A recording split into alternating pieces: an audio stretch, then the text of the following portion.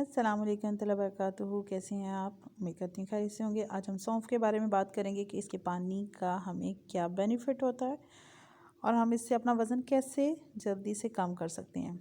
घर में सौंफ का पानी बनाने का तरीका जानें और इसे पी के दिनों में अपना वज़न कम करें।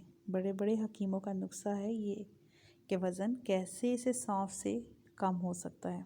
आइए इसके बारे में अब देखते हैं।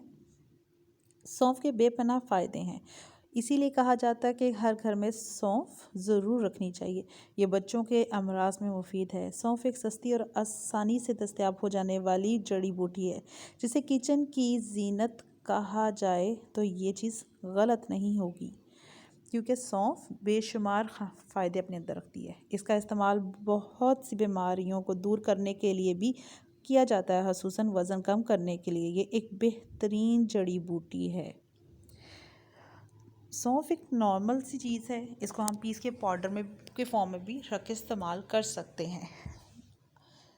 जबकि सौंफ का पानी खाने को जल्द हज़म करने का काम करता है। सौंफ का पानी कैसे तैयार करें तो इसके बारे में हम जानते हैं। 2 से 3 छोटी इलायचियाँ, 1 खाने का चम्मच सौंफ, आधे खाने का चम्मच सफ़ेद ज़ीरा, 1 छोटा टुकड़ा दालचीनी का, इन तमाम चीज़ों को एक गिलास में नीम गर्म पानी में डालकर बॉईल कर लें।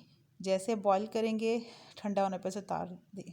वाज़ेह रहे, छोटी इलायची रंग निखारने के लिए बेहतरीन है। सौंफ मैदे की गर्मी ख़त्म करेगी, जिसकी वजह से आपके चेहरे पर एक्नी नहीं होगी।